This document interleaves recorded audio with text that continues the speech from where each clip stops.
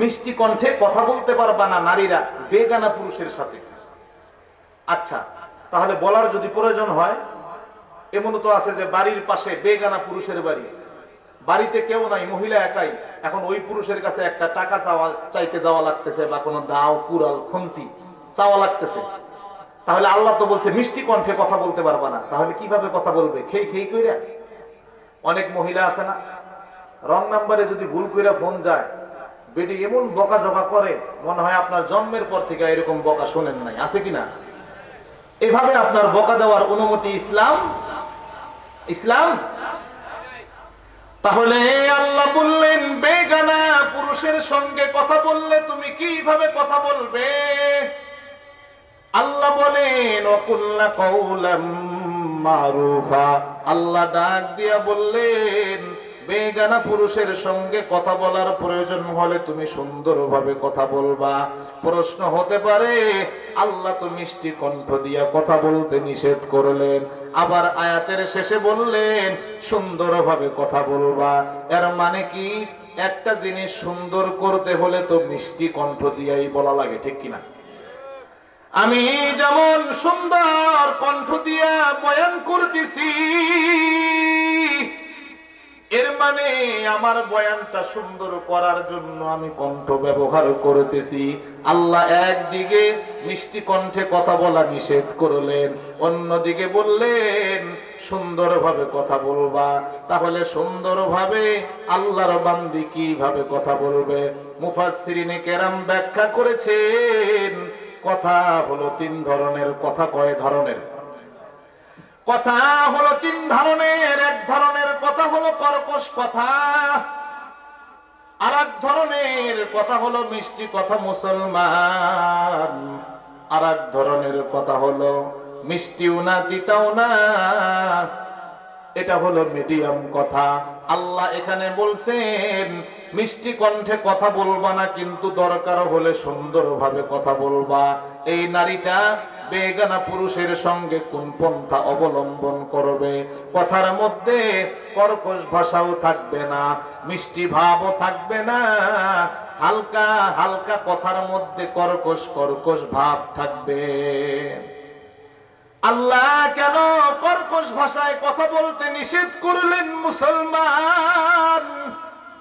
আল্লাহ তো বলতে পারতেন কর্কশ ভাষায় তুমি কথা বলবা, ওই মানুষটা যেন তোমার কাছে কোনোদিন আর না ভিড়ে, ওই মানুষটা যেন আর কোনোদিন তোমার নাম্বারে ফোন না দেয়, মেসেজ না দেয়। আল্লাহ কর্কশ ভাষার কথা বলেন নাই, আল্লাহ বলছেন সুন্দরভাবে কথা বলবা। কেন আল্লাহ এমন কথা বললেন?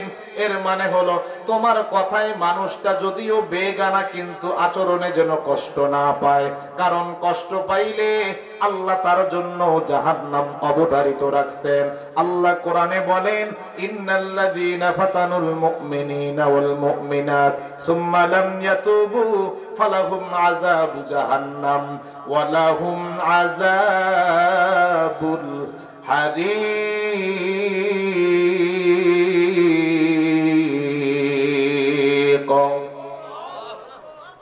আরো জোরে বলেন আল্লাহু আকবার। আল্লাহ বলতেছেন তোমার কথায় তোমার ব্যবহারে কোন মুমিন নর নারী যদি কষ্ট পায়, আল্লাহ বলেন তোমার জন্য আমি জাহান্নাম নির্ধারিত করে রাখছি। এজন্য মুসলমান কোন মানুষকে বিনা কারণে কষ্ট দেওয়ার অনুমতি আপনার নাই। এজন্য আল্লাহ নারীদেরকে বেগানা পুরুষের সাথে মিষ্টি কণ্ঠে কথা বলতে নিষেধ কইরাও কর্কশ ভাষায় কথা বলার অনুমতি দেন নাই। আল্লাহ বলছেন কথা বলতে হলে সুন্দরভাবে কথা বলতে হবে, মানুষটা বেগানা হলেও তোমার কথায় যেন দিলে কষ্ট না লাগে। কথা কি বুঝতেছেন? এজন্য ভাইরা আমার, অনেক মহিলা মা বোনেরা আছে পর্দা করে, নামাজ পড়ে, কিন্তু ভালো কথা জিজ্ঞাসা করলেও ক্যাট ক্যাট করে উঠে আসে কিনা। অর্থাৎ পর্দা করে, নামাজ পড়ে, আমি তার জন্য বেগানা পুরুষ। কোন প্রয়োজনে কোন কথা যদি জিজ্ঞাসা করা লাগে দেখা যায় খেট খেট করে কথা বলে। মনে হয় যেন আপনার সঙ্গে ঝগড়া করতেছে। এমন মহিলার সঙ্গে কথা বলে মন খারাপ হয় কি হয় না? মানুষ বেগানা হলেও তার সাথে সুন্দরভাবে শালীনভাবে ভদ্রতা বজায় রেখে উত্তর দিতে হবে। বেগানা পুরুষ তাই আপনি খেই খেই করে উঠতে পারবেন না। রং নম্বরে ফোন গেছে, তাতে কি হয়েছে? শালীন ভাষায় আপনাকে কথা বলে ফোন রাখতে হবে। কষ্ট দিয়ে কথা বলা যাবে না। যদি ওই মানুষটা কষ্ট পায়, আপনার জন্য জাহান্নাম। কথা কে বলছেন? কি বুঝতেছেন? বুঝতে অসুবিধা হয়? এই ওয়াজ যদি না বুঝেন, পর্দার ওয়াজ আমি এমন সাজায় আপনাদেরকে বলে দিব, আমার মনে হয় আগে এইভাবে শুনেন নাই। এটা আমার কোনো ব্যক্তিত্ব না, আমার কোনো বুজুর্গি না, এটা হলো আল্লাহর কোরআনের মহত্ব। আল্লাহ কোরআনে এইভাবে সাজায় দিয়েছেন, ঠিক কিনা? মানে আমি বাড়তি কোনো কথা বলতেছি না, আল্লাহ এইভাবেই বলছেন। তাহলে মহিলাদের পর্দা দুই প্রকার। কয় প্রকার? এক নাম্বার পর্দা মুসলমান, কণ্ঠের পর্দা। এই অশ্বাস দিয়ে দিলাম। পরের আয়াতে আল্লাহ বলেন মহিলারা দেহের পর্দা কিভাবে করবে। আল্লাহ বলতেছেন ওয়াকরনা ফি বুয়ুতিকুন্না ওয়ালা তাবাররাজনা তাবাররুজাল জাহিলিয়াতিল উলা। এ কালামে জিন্দা কুরআনে হাকিম হিকমতে লা ইয়াজালাসতু কদিম জামিউল ইলম ফিল কুরআনে হাকিম তাকাযারাত আনহু আফহামুর রিজালি বাখা কুরআন কালামুল্লাহ বাশুনু কদিমাস্তি কদিমাস্তি নুইনু। ও ময়মনসিংহের মুসলমান ইমানদার, গভীর মনোযোগ দেন। আল্লাহ পরের আয়াতে নারীদের দেহের পর্দার কথা বলেন। আল্লাহ বলেন ওয়াকরনা ফি বুয়ুতিকুন্না ওয়ালা তাবাররাজনা তাবাররুজাল জাহিলিয়াতিল উলা। আল্লাহ ডাক দিয়া বলতেছেন ও দুনিয়ার নারীগণ, ও আমার বান্দীগণ, জাহিলি যুগের নারীদের মতো দেহ প্রদর্শন করে তোমরা বাহিরে বের হইও না। তাহলে আল্লাহ বলছেন জাহিলি যুগের নারীদের মতো তোমরা ঘর থেকে বের হবে না। কিন্তু মুসলমান নারীদেরও ঘর থেকে বের হওয়ার প্রয়োজন হয় কি হয় না? একজন নামাজি নারী, একজন পর্দানিশীন নারী, অনেক কারণে তাকেও ঘর থেকে অনেক সময় বের হওয়া লাগে কি লাগে না? এ ভাই ঘুমাইতেছেন? এই খুচরা কথা ভালো লাগতেছে না? না, ইউটিউবে আমার ওয়াজ শুনছেন বিভিন্ন ঘটনা, ইতিহাস ইতিহাস, এই জন্য ওই অপেক্ষায় রয়েছেন। আপনারা তো আমার দিচ্ছেন মহিলাদের ওয়াজ করতে, মহিলাদের কথা এগুলো খুচরা খুচরি। কিন্তু সবচেয়ে বড় বিষয় হচ্ছে, আকর্ষণের বিষয় হচ্ছে কোরআন থেকে শুনাইতেছি। কি আমি যদি এলা বানায়া কইতাম তাহলে জিনিসটা কিন্তু অন্যরকম ছিল। কোরআনের কথা, পর্দাটা শিখে যান, ভালো লাগবে, শিখেন, ধৈর্য ধরে থাকেন। তাহলে আল্লাহ বলছেন নারীরা জাহিলি যুগের নারীদের মতো ঘর থেকে বের হবে না। কিন্তু আলেমের বড় ঘর থেকে বের হওয়া লাগে কি লাগে না? হাজী সাহেবের বড় ঘর থেকে বের হওয়া লাগে কি লাগে না? পর্দানিশীন মহিলা, নামাজি মহিলারও ঘর থেকে বের হওয়া লাগে কি লাগে না? তাহলে নারীরা ঘরেই থাকবে নাকি ঘর থেকে বের হতে পারবে?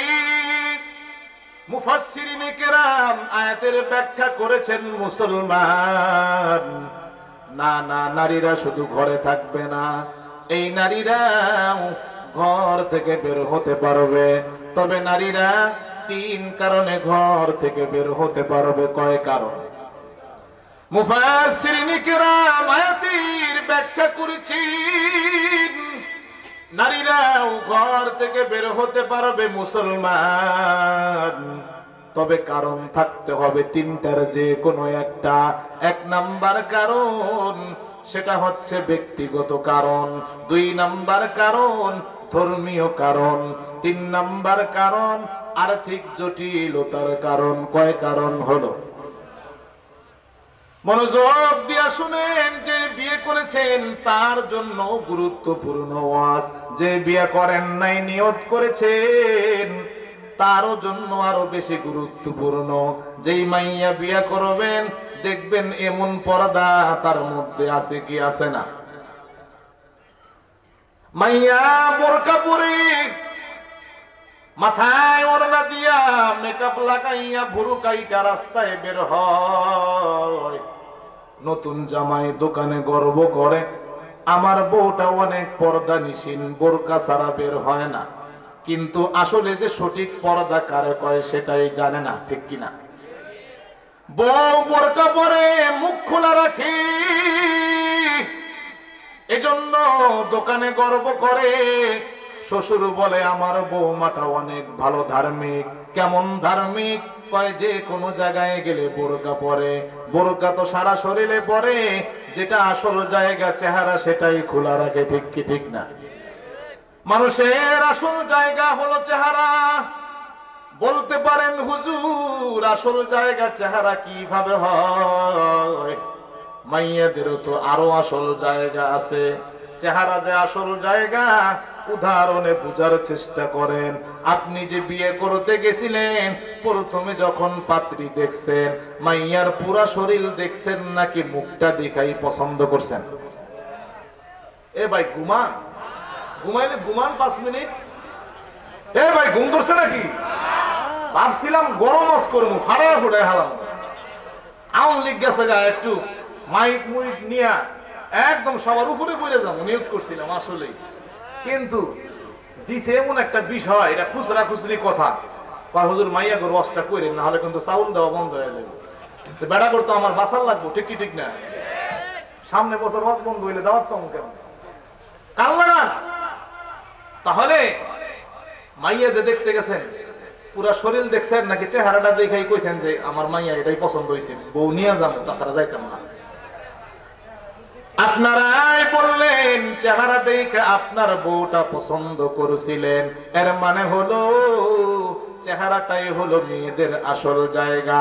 সেই চেহারাটাই খোলা, পুরা শরীরটা বোরকা। শ্বশুর এবং নতুন জামাই গর্ব করে আমার বৌমাটা ধার্মিক। এর মানে ধার্মিকতা কারে কয় সেটাই জানে না, ঠিক কি ঠিক না? এক লোক তার ছেলেকে, গরিব মানুষ, বিদেশে পাঠাইছে লেখাপড়া করার জন্য। মুসলমান ছেলে অনেক লেখাপড়া করছে, লেখাপড়া শেষ করে বাড়িতে আসছে। এবার মূর্খ বাবা দোকানে গিয়া গর্ব করে, ও এলাকার মানুষ শুনে নাও, আমার ছেলেটাকে আমি যে বিদেশে পাঠাইছিলাম, আমার ছেলেটা অনেক বড় শিক্ষিত হইয়া বাড়িতে আসছে। এলাকার মানুষ প্রশ্ন করলেন, তুমি তো মূর্খ মানুষ, তোমার ছেলে শিক্ষিত না মূর্খ কিভাবে বুঝলা? রিকশাওয়ালা বাবা ডাক দিয়া বলে, আমার ছেলে যে শিক্ষিত হয়েছে কেমনে বুঝলাম জানো? আমার ছেলে বিদেশে যাওয়ার আগে বৈশা প্রসাব করতো, এখন দাঁড়ায়া করে। এর মানে বুঝলাম শিক্ষিত মানুষ যত বেশি হয় তত দাঁড়ায়া করে, ঠিক কি ঠিক? তাহলে শিক্ষিত মূর্খ এর মাপকাঠি কি মূর্খ বাবা জানে না? এজন্য মনে করছে সন্তান আগে বসে করতো, এখন দাঁড়াইছে মানে উন্নতি হয়েছে, ঠিক কিনা? এবার নতুন জামাই জানে না সঠিক পর্দা কারে কয়। মুখ খোলা রাইখা, মুখের মধ্যে মেকআপ পইরা রঙিন বোরকা পরেছে। এই মানুষটা গর্ব করে আমার বউ অনেক পর্দা করে, পর্দা ছাড়া কখনো বাড়ির থেকে বের হয় না। কিন্তু এমন পর্দা করে, এই পর্দা কোনো পর্দাই হতে পারে না, ঠিক কিনা? এজন্য যারা বিয়ে করো নাই মনোযোগ দিয়ে শোনো, তোমার হবু বউটা সঠিক পর্দা নিশীন কিনা জানা দরকার আছে কিনা? আমার আল্লাহ ডাক দিয়া বলেন, তাহলে নারীরা ঘর থেকে বের হতে পারবে না। মুফাসসিরিনে কেরাম ব্যাখ্যা করলেন, না না, নারীরাও ঘর থেকে বের হতে পারবে, তবে বের হওয়ার জন্য কারণ থাকতে হবে তিনটার যে কোনো একটা। এক নাম্বার কারণ ব্যক্তিগত কারণ, দুই নাম্বার কারণ ধর্মীয় কারণ মুসলমান, তিন নাম্বার কারণ আর্থিক জটিলতার কারণ। ব্যক্তিগত কারণ, এই কারণ বলতে আপনি কি বুঝেন? অর্থাৎ ব্যক্তিগত কারণ বলতে ওই কারণকে বুঝায়, এর মানে ওই মেয়েটা যাওয়া ছাড়া, ওই মানুষটা যাওয়া ছাড়া আর কোনো সমাধান নাই, ওই মহিলাটা, ওই বউটা যাওয়া ছাড়া আর কোনো সমাধান হবে না, অন্য কোনো মানুষের দ্বারা এই সমস্যা সমাধান সম্ভব নয়। যেমন একজন মহিলা অসুস্থ হয়েছে, চিকিৎসার জন্য হসপিটালে যেতে হবে, স্বামী যদি বলে বিবি গো তোমার যাওয়া নিষেধ, তোমার বদলে আমি আলট্রাসোনোগ্রাম করে আসি, আমার প্রস্রাবটা পরীক্ষা করি, আমি ওষুধ খায়া আসি, স্যালাইন দিয়ে আসি, বিবি অসুস্থ, স্বামী যদি হসপিটালে ভর্তি হয়ে চিকিৎসা নেয়, বউ কি সুস্থ হবে? কাকে যাইতে হবে? বউরে যাইতে হবে না?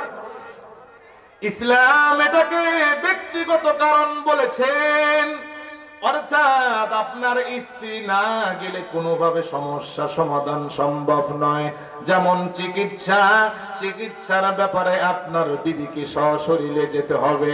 অন্যদিকে তাকান মুসলমান, বাবার বাড়িতে মহিলা মা বোনেরা যাবে, মা বাবাকে দেখতে ইচ্ছে করেছে, স্বামী যদি বলে বিবি গো তোমার যাওয়া ইসলামে নিষেধ, তোমার মা বাবাকে আমি দেখে আসি, স্বামী দেখে আসলে কি বউয়ের আত্মা শান্তি পাবে? তাহলে মা বাবাকে দেখতে ইচ্ছে করেছি, এখানে আল্লাহর বান্দিকে নিজেই যেতে হবে মুসলমান, এখানে বিকল্প পথ নাই। এমন ব্যক্তিগত কারণ, এটাকেই বলে ব্যক্তিগত কারণ, যেখানে মহিলাটা না গেলে অন্য মানুষের দ্বারা সমস্যা সমাধান হবে না। দ্বিতীয় নাম্বার ধর্মীয় কারণে নারীরা ঘর থেকে বের হতে পারবে। ধর্মীয় কারণ বলতে কি বুঝায় মুসলমান? ছেলেদের যেমন এলেম শিক্ষা করা ফরজ, মেয়েদেরও তেমন এলমে দিন শিক্ষা করা ফরজ। মেয়েরা এলেম শিখার জন্য মাদ্রাসায় যাবে, ঘর থেকে বের হয়ে কোনো নিষেধ নাই। তালিমে যাবে, দিন শিখার জন্য যাবে, কোনো নিষেধ নাই। মহিলার উপরে হজ ফরজ হয়েছে, বাইতুল্লাহ যাবে হজ করার জন্য কোনো নিষেধ নাই। এমন ধর্মীয় কারণে মহিলা মা বোনেরা ঘর থেকে বের হতে পারবে। আওয়াজ দিয়া বলেন ঠিক কি ঠিক না? আপনি ঠিক বললেও ঠিক, না বললেও ঠিক, যা বলছি আমি সবই ঠিক, ঠিক কি না? কার কথা এগুলা? এই হুজুরটা তো বসে রয়েছে, হুজুরটা ধরু গেলা, আমি মিথ্যা কথা কইছি নাকি? ঠিক আছে হুজুর, গভীর মনোযোগ দিয়ে কথাগুলো শ্রবণ করেন। তিন নাম্বার কোন কারণে নারী ঘর থেকে বের হতে পারবে? এবার আপনাদের মাসালা। তিন নাম্বার কারণ, নারী আর্থিক জটিলতার কারণে ঘর থেকে বের হতে পারবে।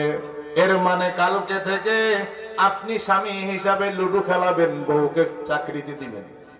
এমন আল্লাহর ওলি বাংলাদেশে আছে কি আছে না? সারাদিন এই লোকটা লুডু খেলায়, বউটা কষ্ট করে চাকরি করে মুসলমান, সারাদিন বাউদিয়ার মতো ঘুরে, চার দোকানে টেলিভিশন দেখে, আর বউটাকে চাকরিতে ঢুকাইয়া দিছে। বউ বেতন পায়, সেই টাকা দিয়া চার দোকানে চার বিল দেয়। এমন আল্লাহর ওলি এদেশে আছে কি আছে না? না না, আর্থিক জটিলতার কারণ বলতে এমন নয়। এমন স্বামীদের খুশি হওয়ার কিছু নাই। আর্থিক জটিলতার কারণ কোন কারণকে বুঝায় মুসলমান? কান খুলে শোনেন। অর্থাৎ একজন নারীর বিয়ের আগে ভরণ পোষণের দায়িত্ব বাবা অথবা ভাইয়ের, বিয়ের পরে একজন নারীর ভরণ পোষণের দায়িত্ব হলো তার স্বামীর। স্বামী মারা গেছে, তারপরে হলো তার সন্তানের। এমন অভিভাবক যারা আছে, একজন নারীর এমন দায়িত্ব নেওয়ার মতো কেউ নাই। মা বাবাও দুনিয়াতে নাই, বিয়ে হয়েছিল স্বামীটাও দুনিয়াতে নাই, মারা গেছে। ছেলেও ছিল, মারা গেছে, অথবা তার কোনো ছেলেই নাই, মেয়ে জামাইও নাই। এমন একাকিত্ব নারী বাংলাদেশে আছে কি আছে না? অর্থাৎ তার গার্ডিয়ান বলতে কেউ নাই, তার দেখাশোনা করবে এমন কেউ নাই। এমন অসহায় নারী যদি থাকে, তাহলে সেই নারীর দেখাশোনা করার দায়িত্ব হলো সেই দেশের সরকারের। সরকার যদি ধার্মিক না হয়,